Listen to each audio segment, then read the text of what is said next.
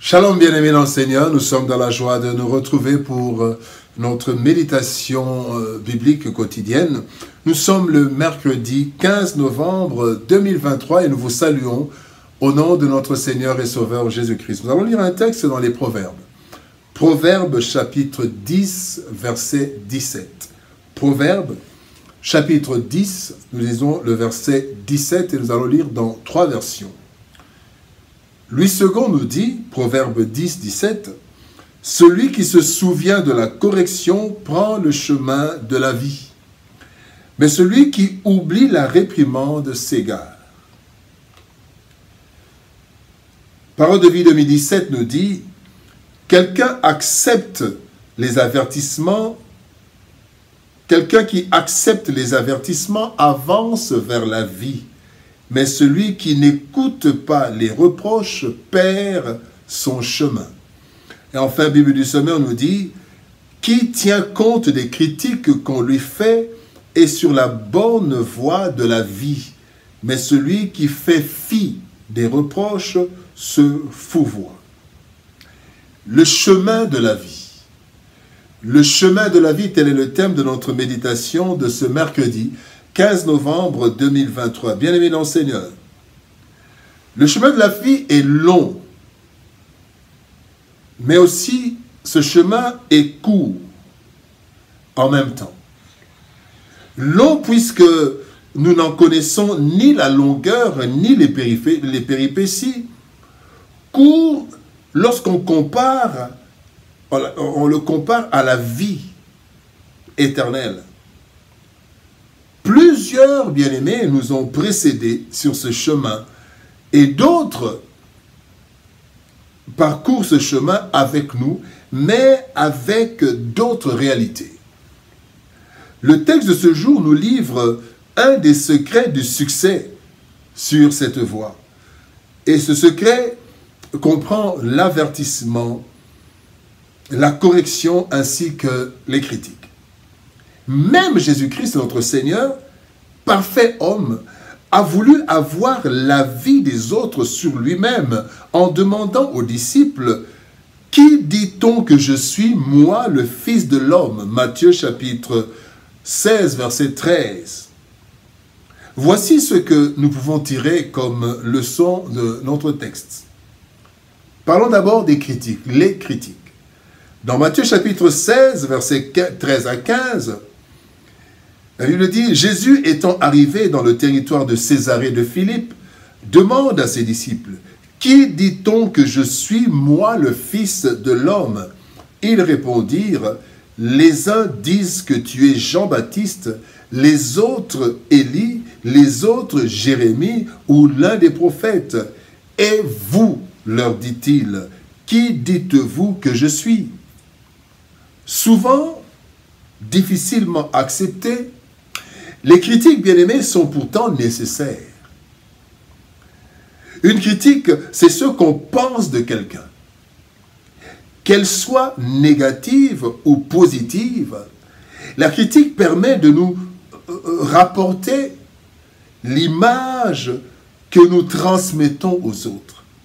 Cette image peut être vraie ou fausse, mais la critique doit nous amener à 3 choses particulièrement. D'abord, à nous examiner minutieusement par rapport à ce qu'on nous a dit. Deuxième chose, la critique doit nous permettre de nous remettre en cause s'il le faut.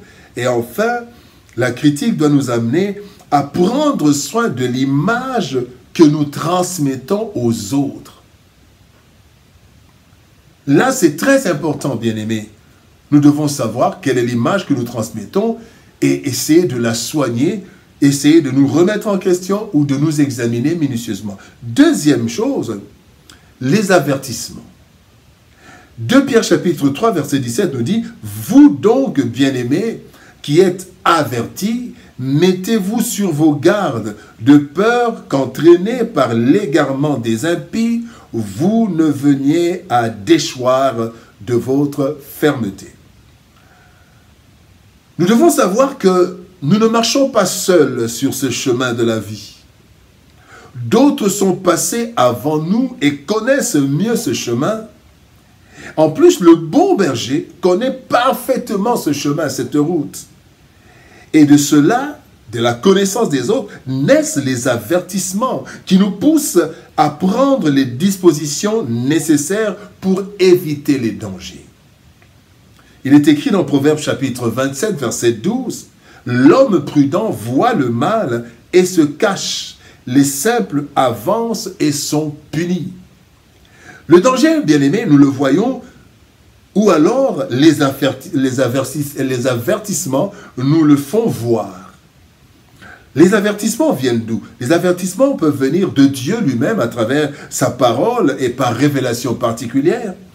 Les avertissements peuvent venir des aînés qui ont vécu avant nous et qui connaissent les dangers du chemin, les réalités du chemin. Les avertissements peuvent venir d'autres personnes qui connaissent les différents dangers qui nous guettent sur le chemin. Parce qu'ils ont entendu parler, ils ont reçu un conseil et ils peuvent aussi nous avertir. Donc les avertissements sont importants pour la vie. Il y a aussi, troisième chose, les corrections. Dans Proverbes chapitre 3, verset 11, la Bible dit « Mon fils, ne méprise pas la correction de l'Éternel et ne t'effraie point de ses châtiments. » Parfois, malgré les conseils, les critiques, les avertissements, nous tombons dans des erreurs avec leurs conséquences. Un adage nous dit que les conséquences corrigent mieux que les conseils.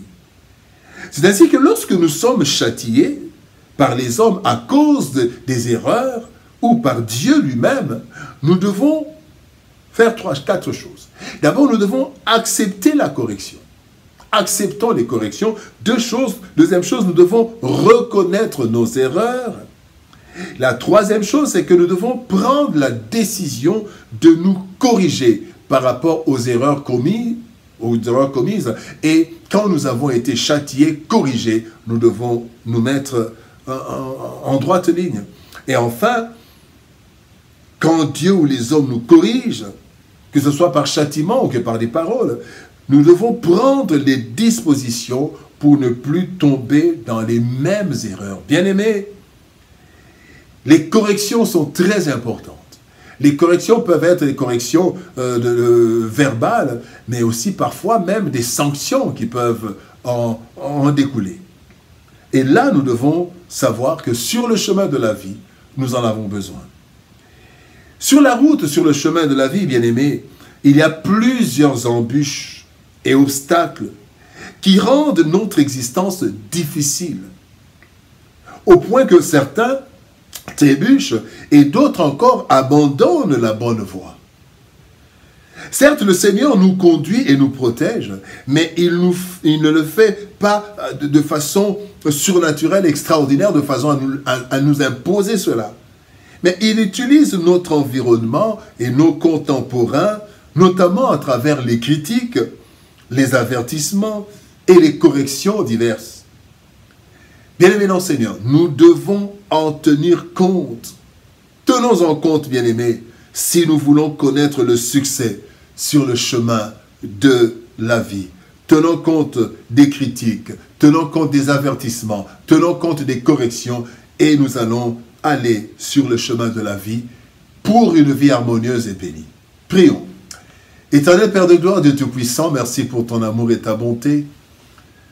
Sur ce chemin, Seigneur de gloire, de la vie, Seigneur, ô Dieu de gloire, tu nous donnes comme secret ce matin, ce jour, tu nous donnes les critiques, les avertissements et les corrections et tant d'autres.